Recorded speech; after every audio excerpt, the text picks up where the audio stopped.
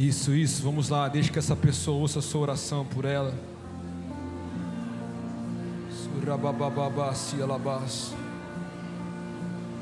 Yarababasi ki alabas, surrocoto yolobas. Espírito Santo, meu fiel amigo, aumenta a tua presença nesse lugar. Você não está preso a uma canção, você não está preso a pessoas. Nós te honramos essa casa.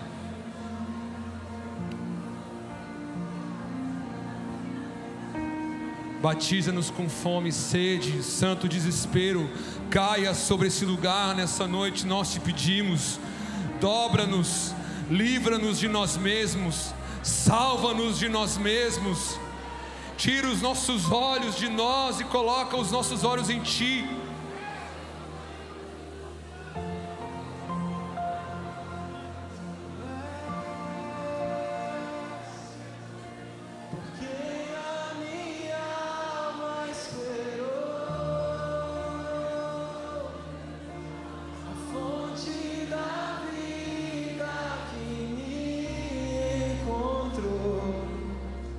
És o dom de Deus, o Messias, o meu Salvador.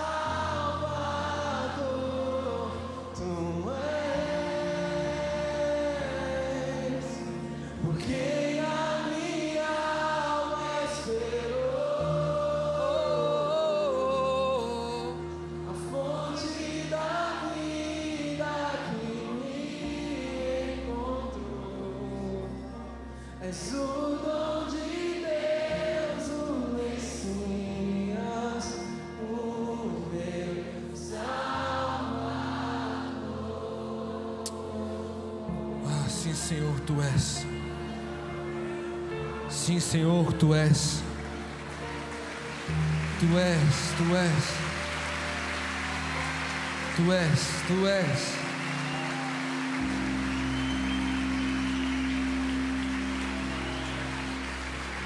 A Ti a honra, a Ti a glória, toda a força e domínio, pelos séculos dos séculos.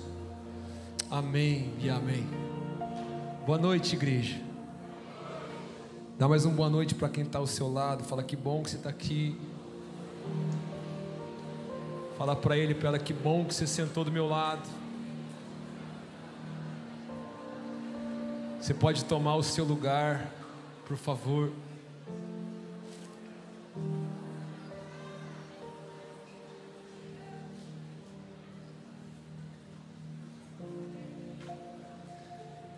Eu sou um cara, eu tenho 35 anos, não me considero um cara tão experiente, para não dizer velho, mas tem uma parte minha que é mais antiga, assim, então não me acostumei ainda com a escuridão, sabe? Eu gosto da coisa mais clara, assim, eu não consigo ver os irmãos lá do fundo. Você que está aí no fundo, recebe o nosso abraço. É muito bom estar aqui nessa casa, nessa noite. Eu me chamo Paulinho e eu ministro com os meus amigos do Drops. Nós somos lá de Londrina, da Igreja Nova Aliança. Trago um abraço dos meus pastores para essa casa, pastores Davi e Mônica. Estamos aqui debaixo do envio, comissionamento deles. Eu quero repartir algo do meu coração rapidamente com você. Obrigado, meu irmão. Tá calor, gente? Tá calor, né? Tô pingando aqui também. A boa notícia é, não vai ficar mais frio. Então vira para quem está do seu lado e fala: você passou desodorante? Diga para ela: eu espero que sim.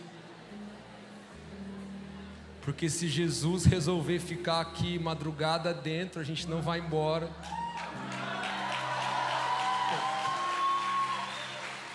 E aí é bom que você esteja de banho tomado, desodorante passado, para poupar as nossas vidas, amém? Quero que você abra sua Bíblia em 2 Samuel capítulo 6, por favor. 2 Samuel capítulo 6. O que eu quero repartir com os irmãos essa noite é algo muito simples, mas tem sido o desespero do meu coração. Essa noite eu quero Sabe, é a primeira vez que a gente está aqui, mas eu quero muito ser vulnerável com você. Eu quero realmente falar, não a partir de um lugar que eu estou, mas a partir de um lugar que eu tenho olhado e desejado estar. Então eu vou pregar para mim também nessa noite, amém? Eu estava hoje à tarde lá no hotel orando por esse tempo, e me veio uma pergunta no coração. Não sei dizer para vocês se foi o Espírito Santo, creio que talvez deva ter sido, mas a pergunta foi: se Deus resolvesse mudar para Florianópolis hoje à noite, se Deus resolvesse fazer dessa casa o lugar de descanso da sua presença, a pergunta é: até onde nós iríamos? Eu estou disposto a construir um lugar sustentável para o Senhor, porque eu não sei quanto a você, mas sabe, eu tenho ido a um certo ponto da jornada com o Senhor, eu tenho percebido que Ele não quer só visitar os nossos cultos, Ele não quer só, sabe, encontrar a gente aqui quando a gente se reúne numa sexta-noite ou num domingo. É e sempre foi o desejo de Deus Pai habitar com o seu povo. É e sempre foi e sempre será o desejo do coração de Deus de fazer morada com o seu povo. Foi por isso que Ele enviou Jesus. Toda a narrativa do Antigo Testamento é sobre um Deus que quer se relacionar cada vez mais perto com o seu povo. E isso cresce de uma tal proporção que Deus olha para a terra e diz: eu preciso descer lá no meio deles. E o Verbo se fez carne e habitou no nosso meio.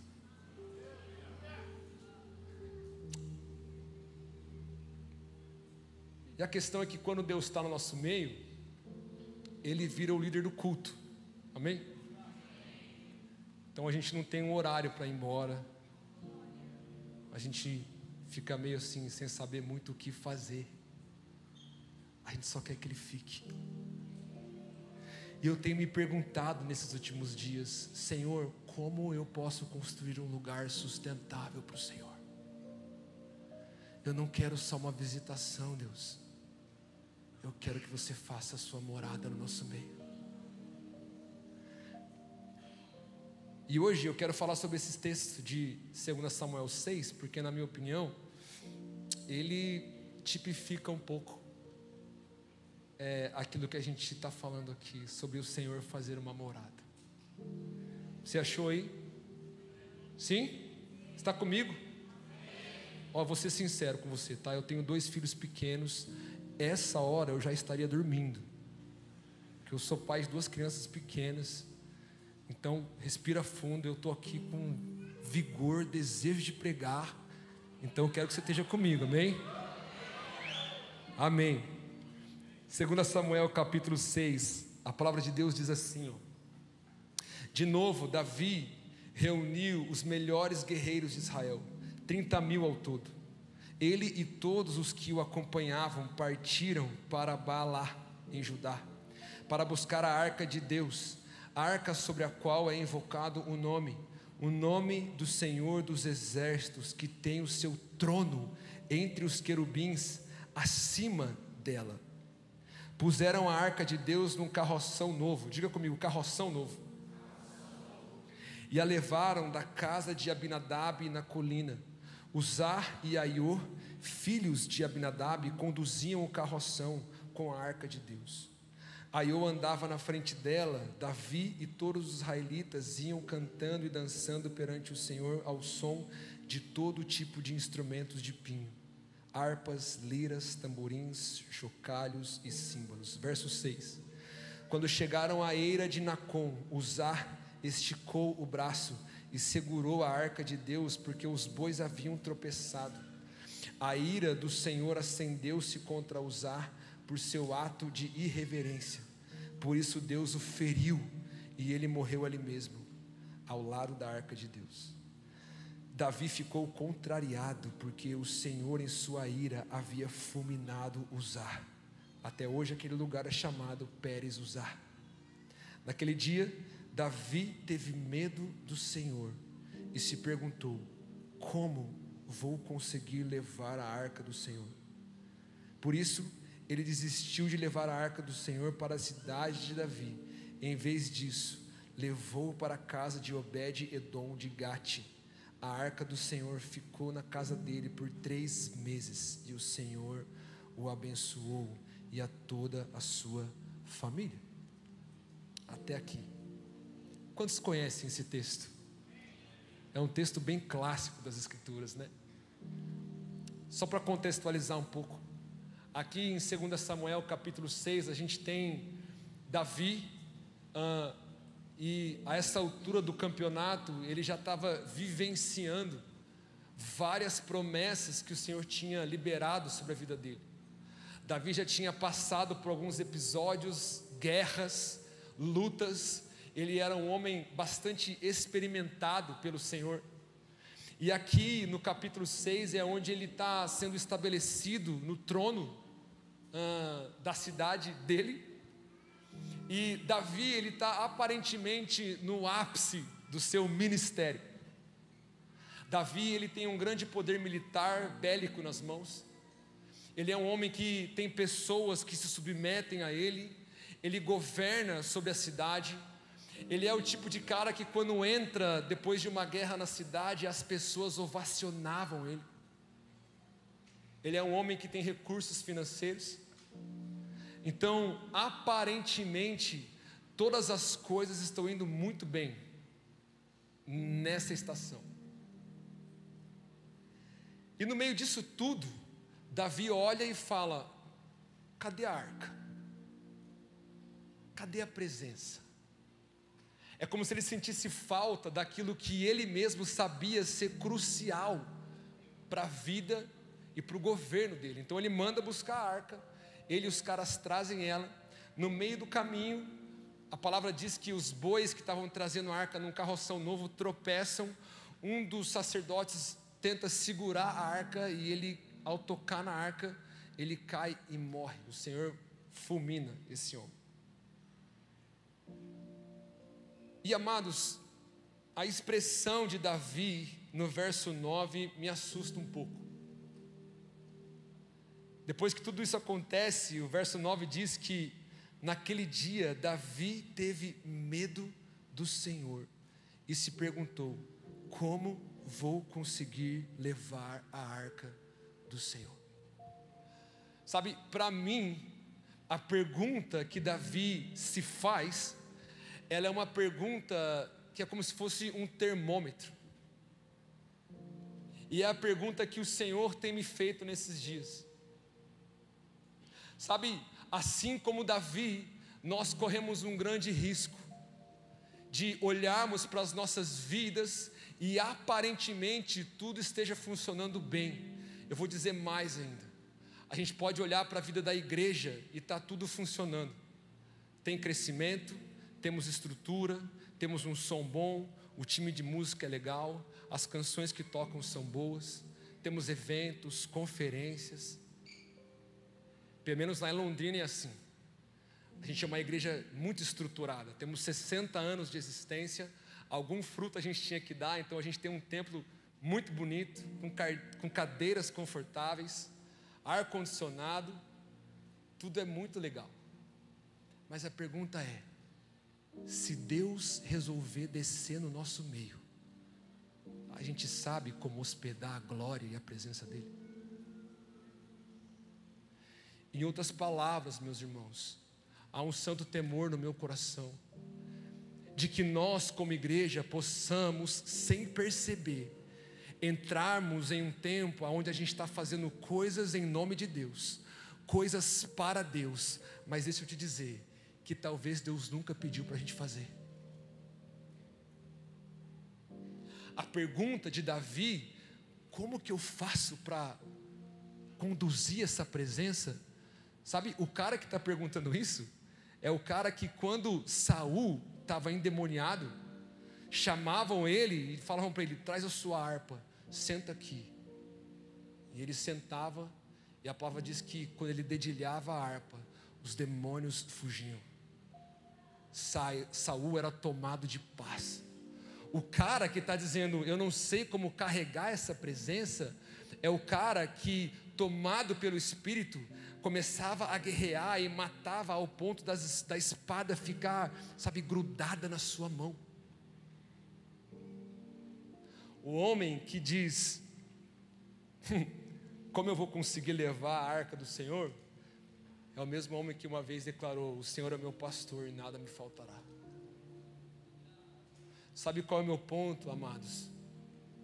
Existe um grande risco de nós, hoje em dia, como igreja, estarmos apenas familiarizados com a presença, mas quando a glória de Deus cai, corremos um grande risco de olhar e dizer: o que é isso? Deixa eu trazer isso um pouco mais para perto. Deus não quer que eu, Paulinho, seja apenas um bom pai, um bom marido, um ministro ou um pastor de adoração. Deus quer me ensinar a hospedar a presença. Deus quer me ensinar a entrar na minha casa, olhar para os meus filhos e de repente a glória de Deus encher o nosso café da manhã. Você está me entendendo? Então, quando eu olho para esse contexto e essa história, eu vejo alguns traços que talvez levaram Davi até essa pergunta. Está comigo? Sim, você está bem aí? Eu sei que é uma palavra que às vezes confronta, e eu estou me confrontando também. Me perdoa se eu não estou falando algo que vai te fazer feliz, mas eu estou mais interessado em tornar a gente mais parecido com Jesus. Custe o que custar, amém? Ajuda-nos, Espírito Santo. Então, presta atenção. Primeira coisa que me chama a atenção aqui, amigos. Primeiro é interessante a gente olhar no verso 2, quando diz que ele busca a arca de Deus. E a palavra é tão específica que ela diz: o nome do Senhor dos Exércitos, que tem o seu trono entre os querubins acima dela. Você vai se lembrar que a figura da arca era como se fosse esse caixote, e tinha 2 querubins em cima, e o que a palavra está dizendo, que o trono de Deus estava ali, ou seja, a arca da aliança era o governo de Deus na terra para aquela época. Então a presença que governava a terra estava ali diante daqueles homens, e Davi olha para isso, e verso 3 diz: puseram a arca de Deus num carroção novo. Fala comigo mais uma vez: carroção novo. Sabe, eu tenho para mim que o carroção novo tipifica muitas vezes a nossa boa vontade de fazer as coisas para Deus. Mas é como eu disse anteriormente, sabe, a nossa boa intenção nunca vai ser maior que a nossa obediência. Deixa eu te dizer algo, você e eu, nós possamos ser os crentes mais bem intencionados do mundo. Se a gente não caminhar em obediência, só a nossa boa vontade não vai ser suficiente. E por que eu estou falando isso? Quando a palavra fala que Davi traz num carroção novo, se você for caminhar capítulos para trás, você vai ver que a maneira com a qual Davi traz a arca era exatamente a maneira pela qual os exércitos dos povos inimigos do povo de Israel conduziam a arca. Eles faziam assim. Colocavam ela num carroção novo e levavam ela de cá para lá, de lá para cá. Então você percebe como é sutil. E por que Davi faz isso? Sabe, quando você estuda, eu não tenho tempo de me aprofundar aqui, mas quando você estuda os decretos de Deus para aqueles que governavam Israel nessa época aqui, você vai ver que havia uma instrução deixada na lei. O Senhor disse: todo aquele que assumir a liderança do meu povo precisa andar com a lei ao lado de si. Era uma ordenança. Deus estava dizendo: caminhe com o meu governo ao lado de vocês. Então, quando Davi olha a arca e decide trazer num carroção novo, ele está muito bem intencionado, ele só não está tomado de obediência, porque talvez faltou ele olhar para a lei do Senhor. Então, o que eu quero te dizer nessa noite é o seguinte: você deseja que a glória de Deus more na sua casa? Não, sério, você quer? Deixa eu te contextualizar. Sabe o que é Deus morar na sua casa? É você estar jantando com os seus filhos e de repente a sua filha falar: papai, essa noite eu sonhei com um homem de branco, ele tinha uma voz tão suave. É você de repente chegar no banheiro e o seu filho está falando em línguas, cheio do Espírito Santo. Deus morar na sua casa é você viver uma realidade que você ainda talvez não conhece. Mas, amados, há um princípio para isso: nós precisamos caminhar com a lei debaixo do braço. Em outras palavras, não adianta só você falar para o seu filho, para a sua filha, para a sua esposa que Deus é bom. Você precisa sentar, abrir a lei e dizer: vamos amar o nosso Deus. Amados, a gente precisa parar de terceirizar a presença de Deus. O carroção novo fala sobre essa terceirização. Deixa que a igreja fala, deixa que o pastor pregue, deixa que os músicos cantam. Ei, para de colocar a presença de Deus no carroção novo. Assuma a responsabilidade, pegue a lei e se debruce nela. O meu prazer está na sua lei e nela eu medito dia e noite. Se nós queremos ser um povo que hospeda a presença, precisamos ter a lei conosco. E a prova disso que eu estou te falando é que lá na frente, no mesmo capítulo, a partir do verso 12, Davi, ele muda completamente a forma dele trazer a arca. Depois a gente vai ler. Mas aí sim, a impressão que dá é que ele visita as ordenanças. Então ele faz conforme o Senhor havia pedido. A outra coisa que me chama a atenção aqui, e que aponta para essa pergunta de Davi, é o verso 6, quando Uzá estica o braço e ele segura, e ele cai morto.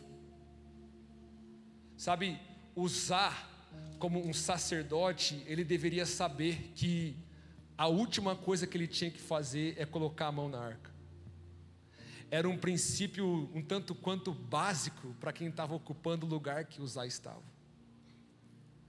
Então você percebe que talvez as falhas de Davi custaram até a vida de um homem. E amigos, essa postura de Uzá, de segurar a presença, fala para mim sobre uma maneira com a qual muitas vezes a gente também tenta sustentar a glória de Deus. É na força do braço. É quando a gente troca o discernimento por aquilo que funciona. Sabe, um dos grandes desafios, na minha opinião, para a igreja de hoje, a começar pela minha vida, é ser alguém que está cheio do conhecimento de Deus. Em outras palavras, a gente precisa saber o que Deus pensa, do que Deus gosta. Então a gente vive num tempo onde muitas vezes a gente tem profetas e profecias discorrendo por aí. Sabe o que é profético? É decifrar a mente e o coração de Deus. Nada é mais profético que isso. Profecia é a capacidade de entender a mente e o coração de Deus. E isso acontece de novo pela palavra. Mas o meu ponto aqui é que muitas vezes como igreja, e mais uma vez eu me incluo nisso, a gente está tentando segurar a presença de Deus com os nossos métodos, com as nossas estratégias, com as canções que funcionam. E a pergunta é: Deus pediu para nós isso? A gente está gastando tempo, a gente está parando e se inclinando aos pés de Jesus e falando: por favor, fala com a gente, o que você quer? Deixa eu puxar a sardinha para o meu lado, ministrando adoração. Há um santo temor, amados, por estar aqui nessa noite. Olha quanta gente tem aqui. Sabe, deixa eu te dizer algo. existem canções que eu, como ministro, sei que se talvez eu tocar, eu vou ter o engajamento da igreja. É aquele hit do Spotify, sabe? É o top 5 das mais tocadas. E como ministros, a gente precisa ter esse temor de dizer: Jesus, o que você quer ouvir nessa noite? É por isso que muitas vezes a gente chega em lugares e a gente às vezes não toca nada nosso. É porque o Senhor não nos pediu para tocar. Eu preciso te dizer que entre cantar uma canção que você vai gostar e uma canção que Jesus quer ouvir, eu vou cantar o que Ele quer ouvir.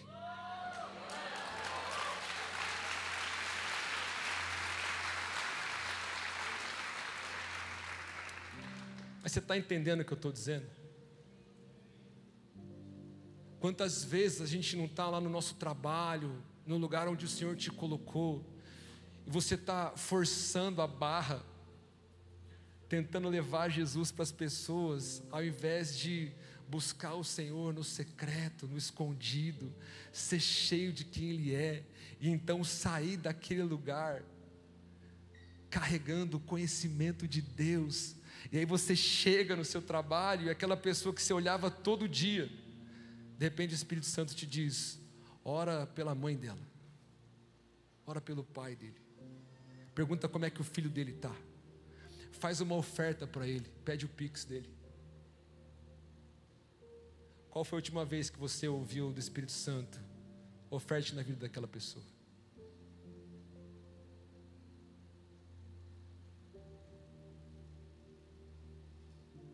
Qual foi a última vez que você ouviu do Espírito Santo: pegue isso aqui e dê para aquele irmão, abençoe a vida dele? Porque deixa eu te dizer, o comodismo, ele bate na nossa porta todos os dias. É aquela ideia de que nós somos merecedores. Eu preciso de conforto, eu mereço isso. E às vezes do nosso lado tem alguém dizendo: cara, se você tivesse aí 100 já me ajudava. Você está me entendendo? Amados, conhecer o coração e a mente de Deus nos leva a viver uma vida onde a gente está segurando todas as coisas de mãos leves. Eu tenho escutado às vezes de algumas pessoas por aí dizendo: como assim essa canção, perdendo tudo por amor e com alegria? Não, isso não é bíblico. Não é bíblico. Não é bíblico. Nós estamos carregando uma mensagem.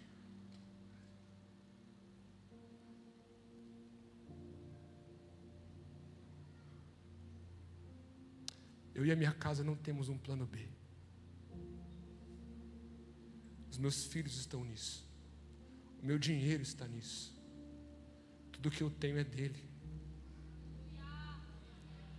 Então, quando eu perco por amor e com alegria, é porque de alguma forma eu encontrei satisfação e plena satisfação nele. Então tudo que eu tenho é dele. Eu não estou preocupado no quanto eu tenho, eu estou preocupado no quanto ele me tem. Eu quero te perguntar nessa noite, eu não vou ficar com essa bucha sozinho, meu irmão. A pergunta para nós hoje não é o quanto você tem de Deus, mas o quanto Deus te tem. Quanto Deus te tem, meu irmão? Vamos lá. Qual foi a última vez que você ouviu com clareza uma ordem do Espírito Santo dizendo: faça isso, e você agiu em fé?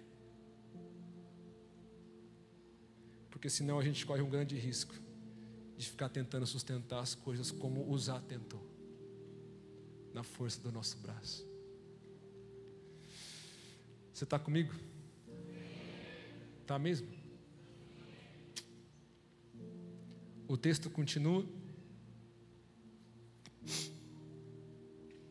Davi olha essa cena, ele diz: como eu vou conseguir levar a arca do Senhor?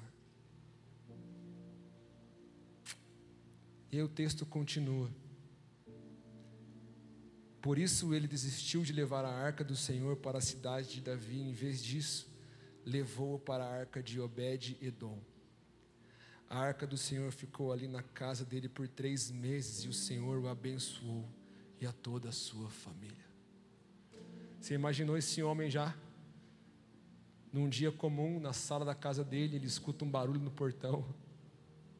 Ele olha pela janela, ele vê uma caixa dourada. Muito provavelmente, Obed talvez deveria ter algum conhecimento do que se tratava aquela caixa. E os soldados batem na porta dele e falam: olha só, o rei pediu para isso aqui ficar na sua casa. E aí é uma heresia minha, tá, irmãos? Imagina o Obed olhando sem entender muita coisa, fala para os caras: tá bom, pode colocar aqui, põe aqui na sala. E eu não consigo não pensar na simplicidade do coração do nosso Deus. O trono que governa a terra quer ficar 3 meses na sala de estar da casa de um homem. A pergunta é: o que mudou de lá para cá? Por que Deus não está habitando no nosso meio?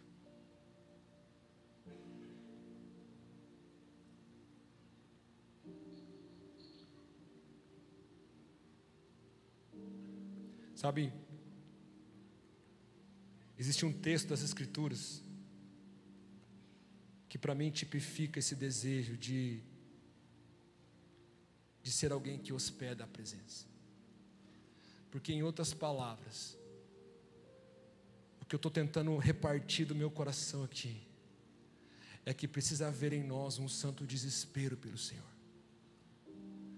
Precisa haver em mim e em você um desejo de ter a presença de Deus no nosso meio, mais do que o dinheiro, mais do que o ministério, mais do que os bens, mais do que a plataforma, mais do que um monte de coisa. Então, nessa noite, no meu coração, eu quero orar por isso daqui a pouco, é que possa cair sobre nós um santo desespero. Quero que você abra a sua Bíblia em Cantares, capítulo 5.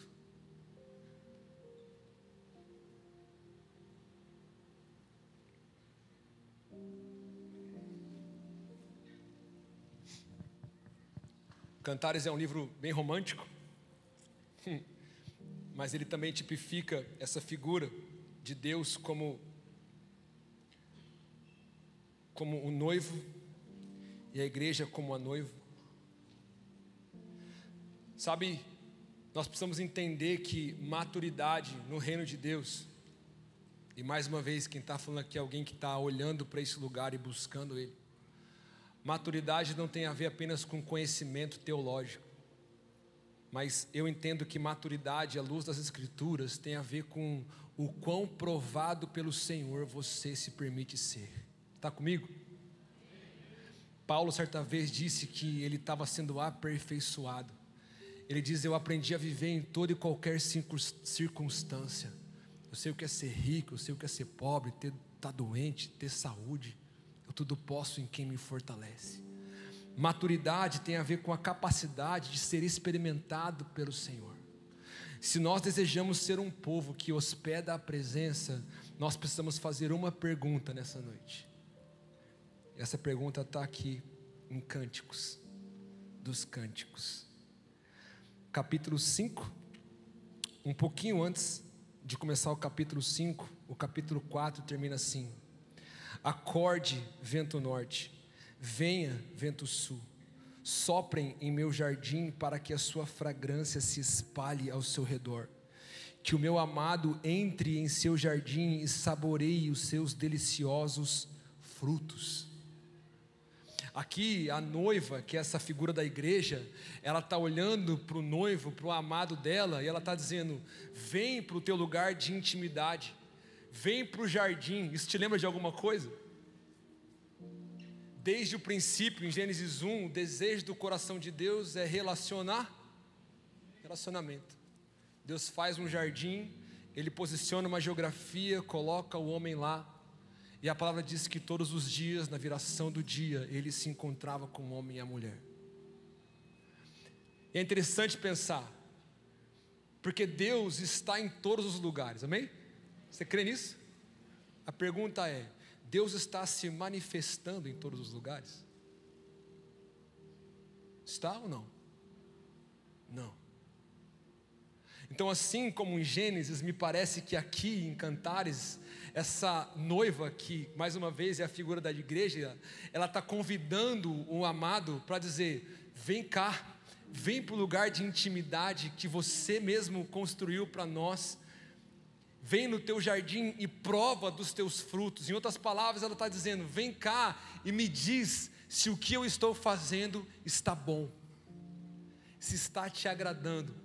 Meu irmão, minha irmã, qual foi a última vez que você orou isso para o Senhor? Seja sincero. Você olhou para Ele e diz: Deus, prova do que o Senhor tem feito na minha vida e me fala se está bom ou se está ruim. Alguém? Poucos irmãos. Aí a gente entra no capítulo 5. Entrei no meu jardim. Aqui é o amado, o noivo falando. Mais uma vez essa figura do Senhor.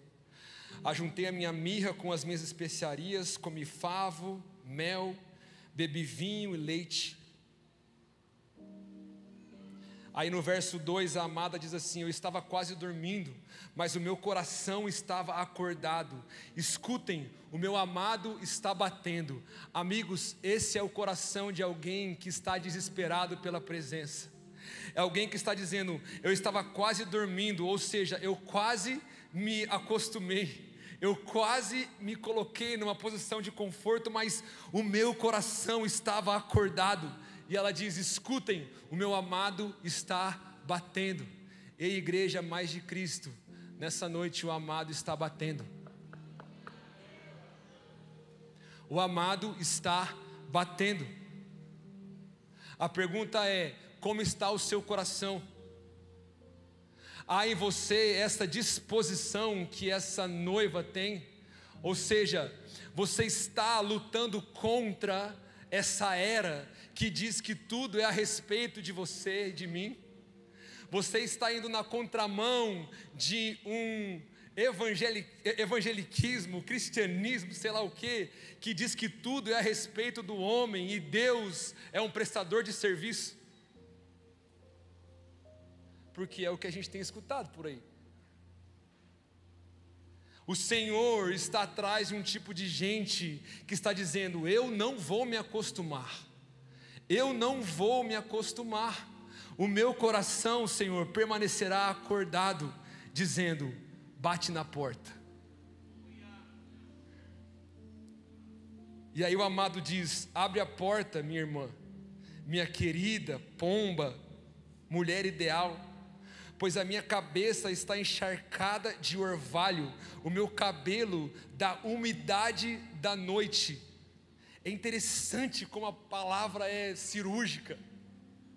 Esse amado, ele está para fora, batendo na porta, ele está dizendo: eu estou cheio, como é que é a palavra? Sabe sereno? Conhece sereno?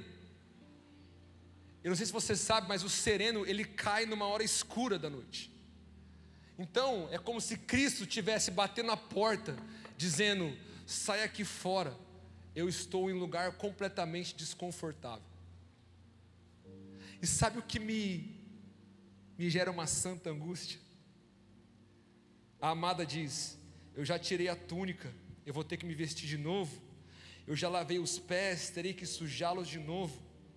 O meu amado pôs a mão por uma abertura da tranca, o meu coração começou a palpitar.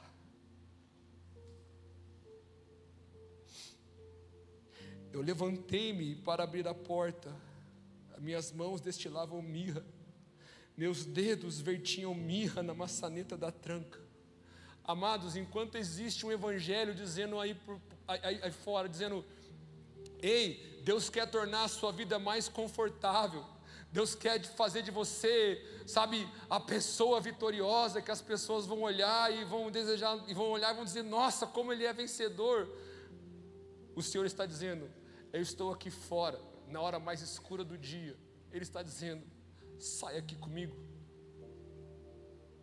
A amada diz: eu olhei a mão dele entre a maçaneta da porta, eu fui lá Eu abri a porta, o verso 5 diz: as minhas mãos destilavam mirra. Eu abri, mas o meu amado se fora. O meu amado já havia partido. Eu quase desmaiei de tristeza. Procurei-o, mas não encontrei. Eu tenho dito isso. O Senhor, na minha jornada pelo menos, eu não sei quantos se identificam comigo, mas de tempos em tempos, parece que o Espírito de Deus me provoca, para que eu não caia num comodismo espiritual, para que eu não seja engessado por essa era. Parece que o Senhor vem, Ele me cutuca, Ele bate na minha porta, quando eu vou abrir, Ele não está lá, e Ele me convida para sair. Ele é tão precioso, que assim como essa noiva, quando eu passo a mão na porta, eu sinto o cheiro dele. Qual foi a última vez que você sentiu saudades do Senhor? Qual foi a última vez que você saiu de um culto dizendo: eu preciso te amar mais, Deus? Eu tenho só o seu cheiro, mas eu quero mais. Aonde você está? O capítulo continua. O verso 7 fala: as sentinelas me encontraram enquanto faziam a ronda da cidade, bateram-me, feriram-me e tomaram o meu manto. As sentinelas dos muros. Sabe que as sentinelas aqui tipificam muitas vezes, sabe, a figura desses irmãos que de alguma forma caminham junto com a gente. Amados, se nós queremos ser um povo que sabe hospedar a presença, nós precisamos de pessoas que olhem para nós e apontem o dedo na nossa cara e digam: você está errado. Você tem gente assim que caminha com você? Tem? Já é um bom sinal. É isso que ela está dizendo. As sentinelas me feriram, me bateram. É interessante que ela diz: tomaram o meu manto. O manto, por vezes nas escrituras, você vai ver que carrega essa figura da autoridade. Ela está dizendo: eles tiraram aquilo que eu julgava ser bom, aquilo que de alguma forma eu julgava ter para buscar o Senhor. Eles arrancaram isso de mim. Sabe, em outras palavras, a impressão que eu tenho é que esses são dias onde o Senhor quer nos ensinar um pouco mais sobre simplicidade. A ser um tipo de gente que senta na mesa, que olha na cara um do outro, que caminha em verdade e amor. Você está comigo? Você tem uma sentinela na sua vida?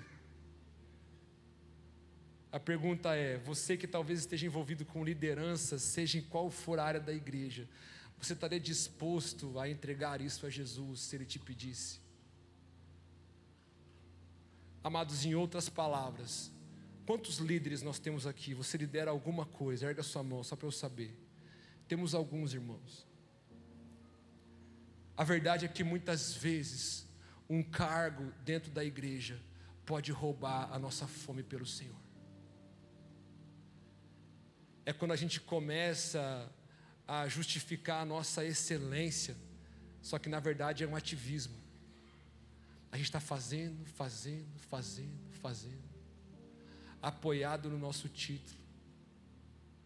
E talvez o Senhor está dizendo para nós: para um pouco e saia à minha procura, venha atrás de mim.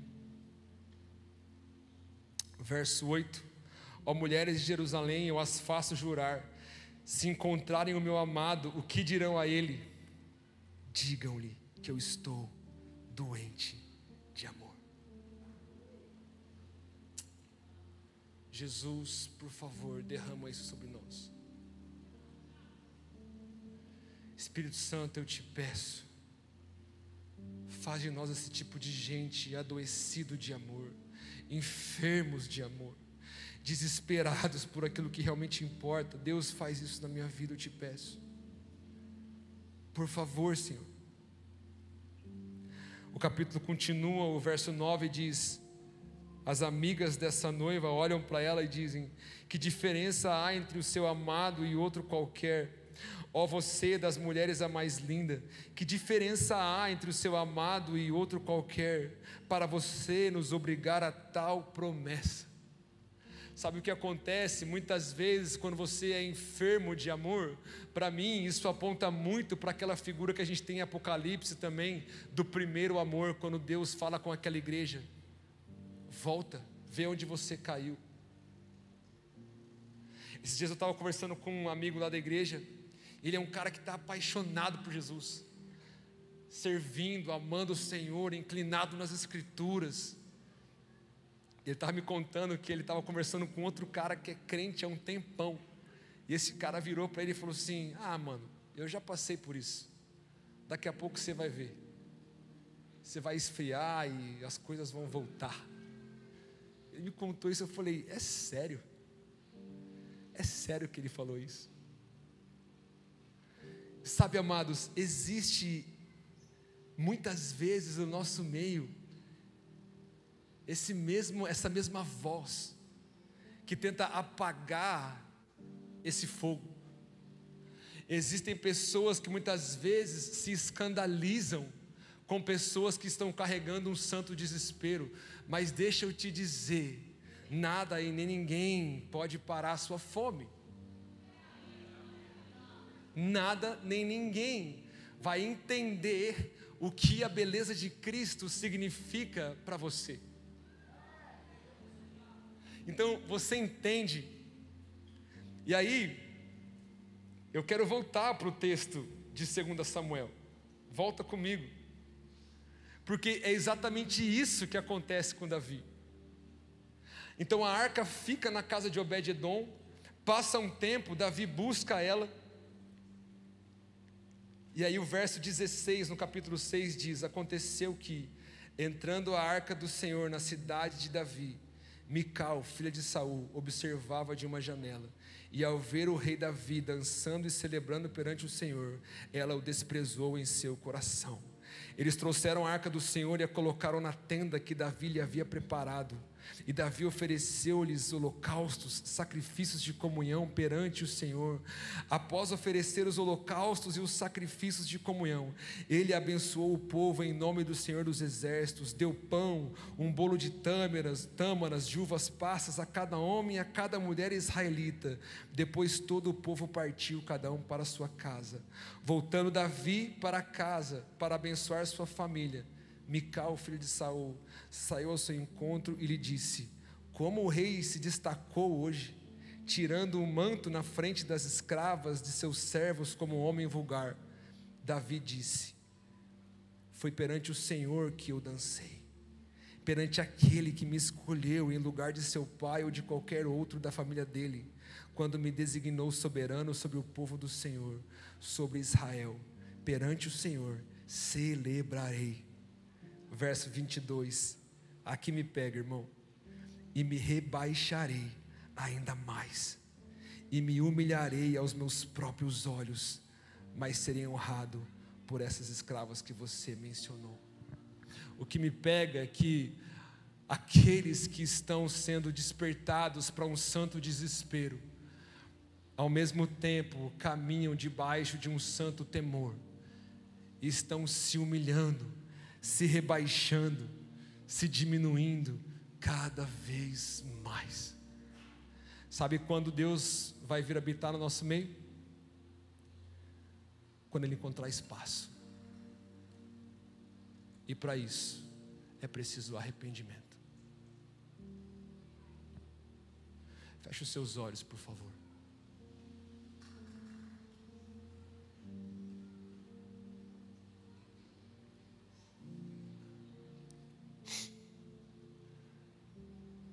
Sabe, há tempos atrás, fique com seus olhos fechados só para que nada te distraia. Eu ouvi por N vezes de vários pregadores a profecia de Joel, que dizia e disse que o Senhor vai derramar o seu Espírito e coisas grandiosas vão acontecer. A verdade é que não só a promessa de Joel, mas todas as outras promessas que envolvem Deus habitando no meio do seu povo. Antes disso, Deus encontrou um povo, ou Ele convocou um povo para o arrependimento.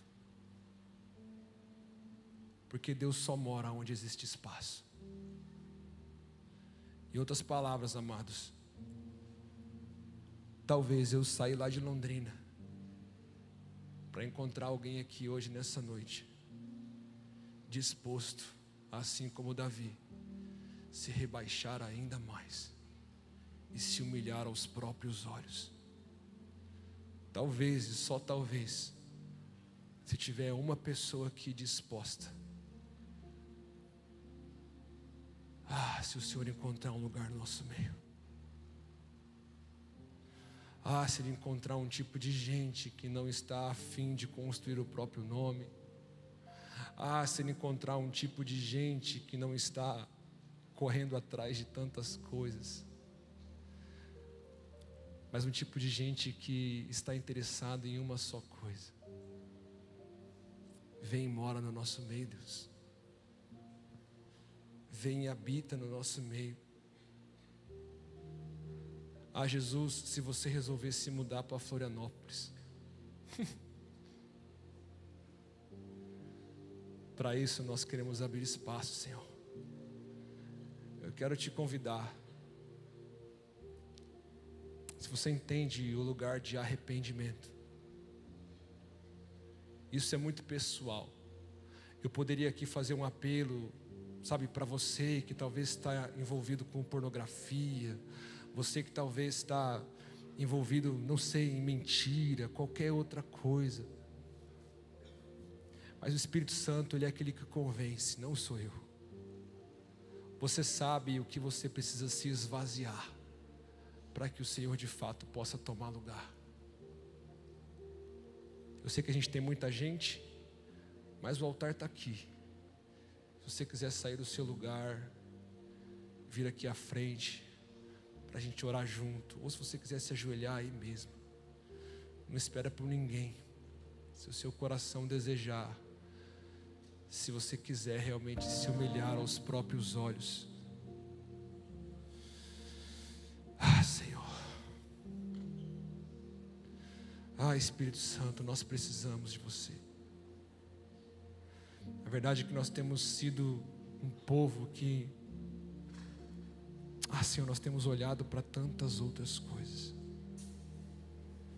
Nós temos investido tempo, dinheiro, recursos com tantas outras coisas. Nós temos ocupado os nossos olhos, as nossas intenções. Deus, tem misericórdia de nós. Salva-nos de nós mesmos. Encontre em nós um coração assim como o Senhor encontrou em Davi. Faz de nós um tipo de gente que está enfermo de amor. Vamos lá, se você puder abrir a sua boca e orar ao Senhor. Deixa eu ser sincero com você, arrependimento é um convite para todos nós.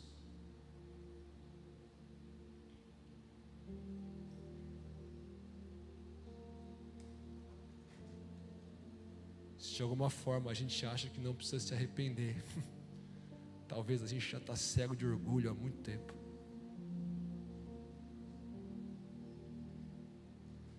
Senhor, o Senhor está vendo esses corações sinceros aqui. Espírito Santo, eu te peço, enche eles, enche eles, enche eles, enche eles, enche eles.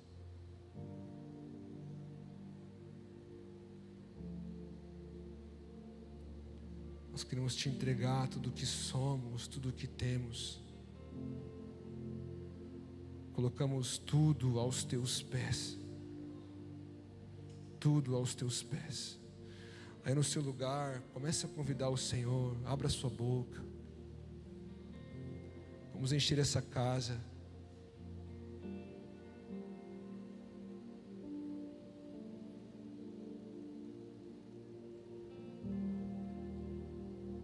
Tudo é teu, Senhor. Tudo é teu, Senhor. Tudo é teu, Senhor.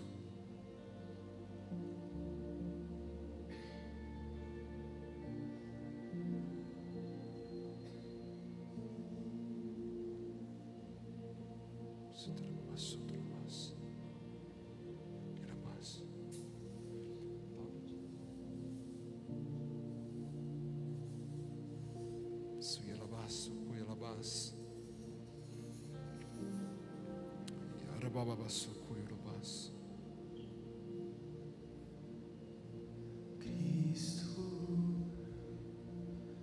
manso e humilde, assentou-se à mesa.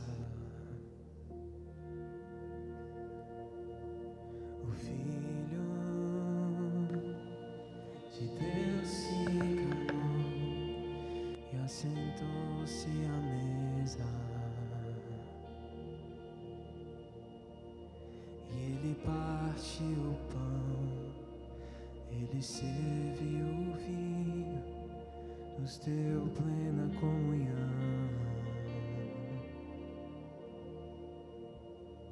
E o véu se rasgou, fez um vivo caminho, nos deu plena comunhão. Tudo que eu tenho é teu, Cristo. Tudo que eu sou é teu, Filho. Minha casa, meu dinheiro, meu destino por inteiro, tudo é teu.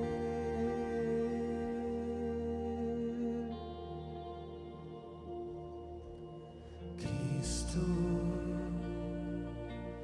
manso e humilde, assentou-se à mesa. O Filho de Deus se encarnou e assentou-se à mesa. E ele partiu o pão, ele serviu o vinho, nos deu plena comunhão.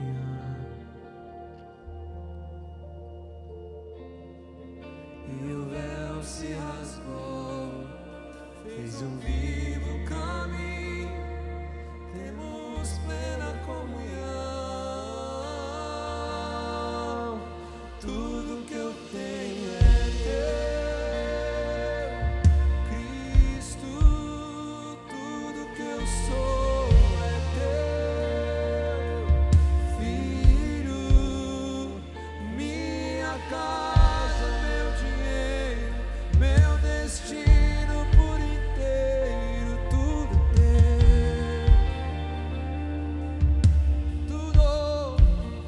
Tudo que eu tenho é teu, Cristo. Tudo que eu sou é teu, Filho.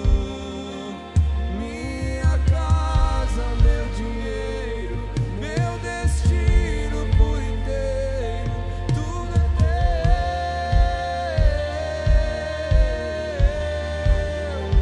tudo é teu.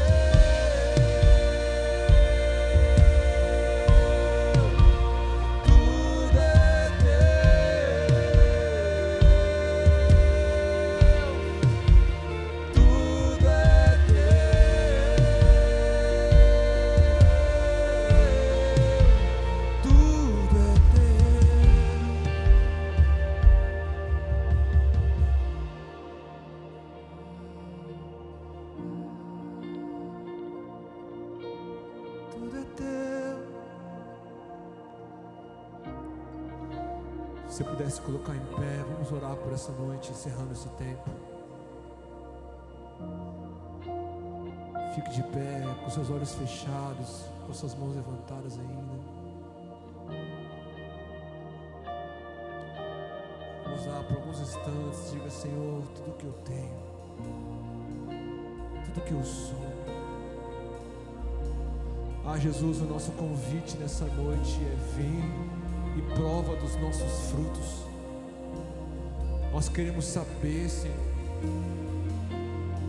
sonda os nossos caminhos, sonda as nossas intenções, livra-nos de sermos o tipo de gente que está cheio de tantas coisas, ao ponto de não termos mais fome e sede. Salva-nos de nós mesmos, por favor, salva-me de mim mesmo.